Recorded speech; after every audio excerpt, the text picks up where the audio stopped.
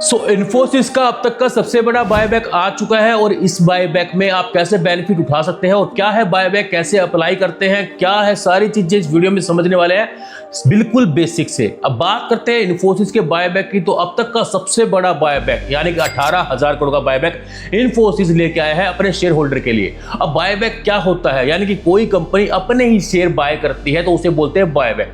अब बायबैक दो तरीके से होता है, या तो एक उसका टेंडर निकाला जाता है या फिर एक ओपन मार्केट भी होता है, लेकिन इन्फोसिस के केस में एक टेंडर निकलेगा, सारी डिटेल आपको मिलेगी मेल पर। अब इन्फोसिस 18,000 करोड़ का जो बायबैक है वो एक्चुअल में 1800 रुपए में बायबैक लेके आई है, यानी कि इन्फोसिस का जो करंट मार्केट प्राइस है वो 1510 रुपए के अराउंड चल रहा है, यानी कि 19% प्रीमियम पर, करंट मार्केट से 19% का प्रीमियम पर बायबैक करा जाएगा इन्फोसिस का।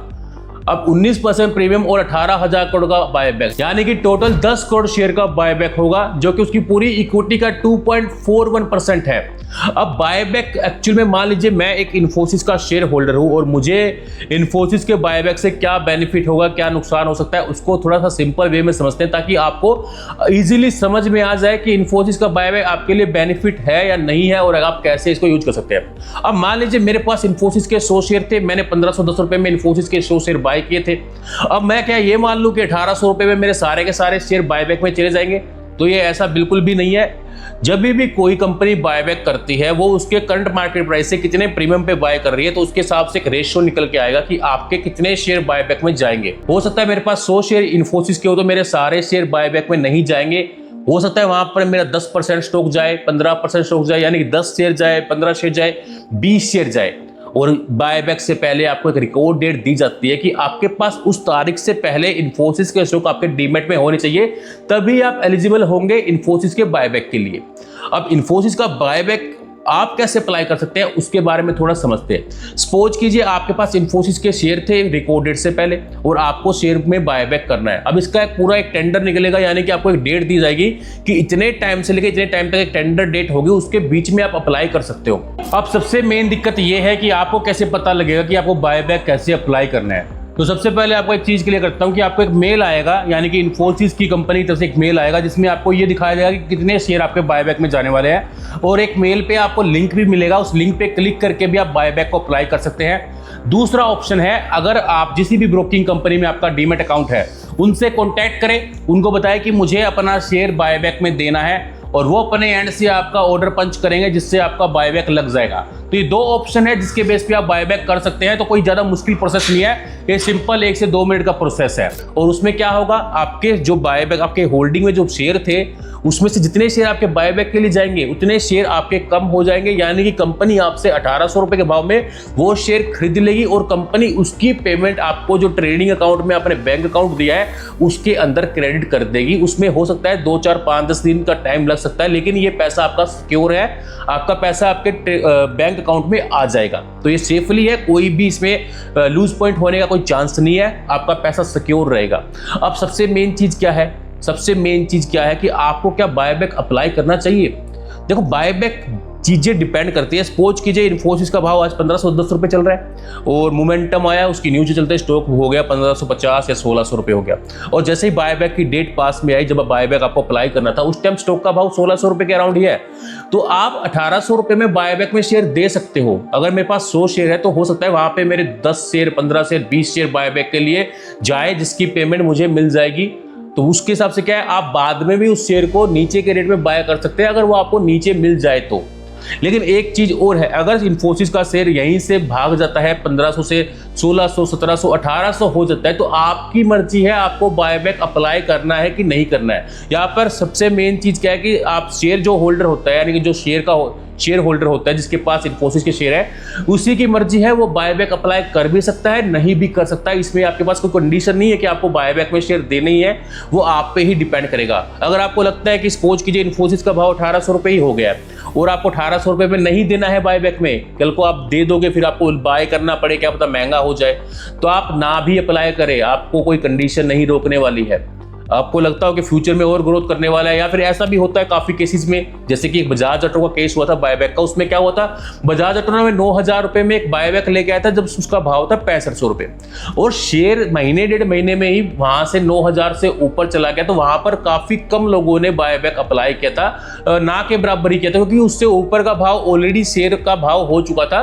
तो उन्होंने क्या बेनिफिट सोचा कि बायबैक में देने से बेटर है हम करंट मार्केट प्राइस में, यानी कि ट्रेडिंग के अंदर ही सेल करके प्रॉफिट गेन कर सकते हैं। तो ये आप ही के हाथ में, यानी कि हर एक इन्वेस्टर के हाथ में आपको बायबैक अप्लाई करना है या नहीं करना है। और यहां पर एक पॉइंट भी ये क्लियर हो गया कि आपके सारे शेयर बायबैक में नहीं जाएंगे, कुछ पार्ट जाएगा, उसके अलावा बाकी के शेयर आपके एज इट इज डीमैट में ही रहेंगे।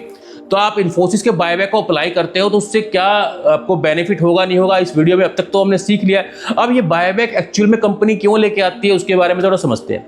जो भी कंपनी जिसको अपने शेयर पर या अपनी कंपनी पर ग्रोथ होती दिखती हो कि मेरा कंपनी बेटर परफॉर्म कर सकता है स्पेशली, तो वो कंपनी हमेशा अपना बायबैक लेके आती है, तो ताकि उनको अपने कंपनी पे कॉन्फिडेंस होता है कि हम आने वाले टाइम में और ग्रोथ करेंगे। या फिर एक चीज और होती है, अगर कंपनी के पास काफी ज्यादा कैश रिजर्व में हो तो उसे यूज कर सकती है बायबैक लेने के लिए, आपसे शेयर बाय करेगी। उससे क्या है, इनके अर्निंग पर शेयर थोड़े इंक्रीज हो जाते हैं। अब यहाँ पे नेगेटिव पॉइंट भी कुछ हो सकता है शेयर जब बायबैक कोई कंपनी ले जाती है।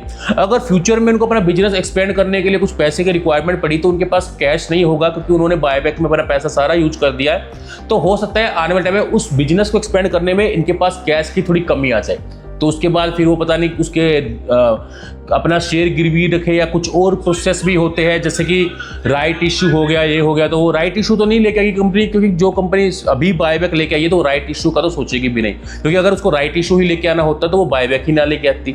तो यहाँ पर कुछ नेगेटिव चीजें यही पड़ती है कि अगर कल को पैसे की जरूरत पड़ी तो कंपनी के पास अगर नहीं होगा तो वो उसको कहीं ना कहीं फ्यूचर में दिक्कत पड़ सकती है। लेकिन ओवरऑल अगर देखा जाए बायबैक का डिसीजन काफी कंपनियां तभी लेती है जब वो उनका फाइनेंशियल काफी स्ट्रॉन्ग होता है और उनको अपनी कंपनी पे कॉन्फिडेंस होता है, इसीलिए वो बायबैक लेके आते हैं, ताकि वो अपने शेयर होल्डर को भी कुछ गेन दे सके कि मतलब मार्केट प्राइस से ऊपर अगर वो बायबैक करे तो उनका शेयर होल्डर को एक राइट्स देती है कि आप अपने शेयर को ऊंचे भाव में बेच सकते हो अगर आप चाहे तो।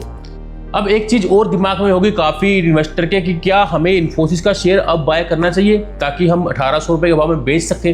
तो सबसे मेन चीज ये समझ लो भाई, अगर आप 1500 या जो भी भाव कल की डेट में खुलेगा उस पे स्टॉक को बाय करते हो तो यहाँ पर आपके सारे शेयर बायबैक में नहीं जाने वाले हैं, उसका कुछ पार्ट जाएगा।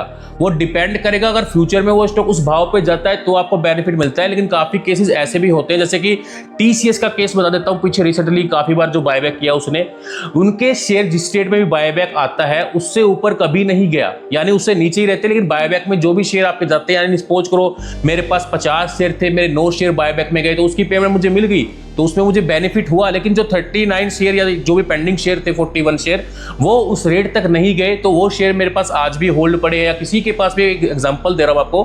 तो आप ये सोच के बाय करें कि सारे शेयर आपके बायबैक में नहीं जाएंगे, कुछ पार्ट जाएगा। बाकी के शेयर अगर आपको होल्ड करना है, आपको कंपनी पे भरोसा है, तो आप उसके शेयर को बाय कर सकते हैं। यानी कि सिंपल वे में ये बोला जाए कि बायबैक का एक लिमिटेड टाइम तक ही इफेक्ट पड़ सकता है अगर शेयर के प्राइस में ज्यादा ग्रोथ नहीं देखने को मिलती है। नहीं तो बाकी सारी चीजें तो उसके फंडामेंटल, उसके फाइनेंशियल पर डिपेंड करेगा, उसकी क्वार्टरली रिजल्ट पर डिपेंड करेगा। अगर कंपनी अच्छा परफॉर्म करेगी तो फ्यूचर में ज्यादा ग्रोथ देगी। इससे 1800 रुपए में बायबैक आ गया है, ये सोच के अगर आप इन्फोसिस का शेयर बाय कर रहे हो तो ये दिमाग में मत लेके आना, क्योंकि वो एक पार्ट में ही बायबैक होगा। यानी कि अगर आपने 50 शेयर बाय किया है तो 10 भी जा सकते हैं, 15 भी जा सकते हैं। तो ये था इन्फोसिस का पूरा बायबैक, जिसके अंदर मैंने फुल डिटेल में आपको समझाने की कोशिश की है। और वीडियो आपको नॉलेजेबल लगी हो तो लाइक कर देना, चैनल को सब्सक्राइब कर देना और दोस्तों को शेयर कर देना। मिलते हैं नेक्स्ट वीडियो में किसी नए टॉपिक के साथ।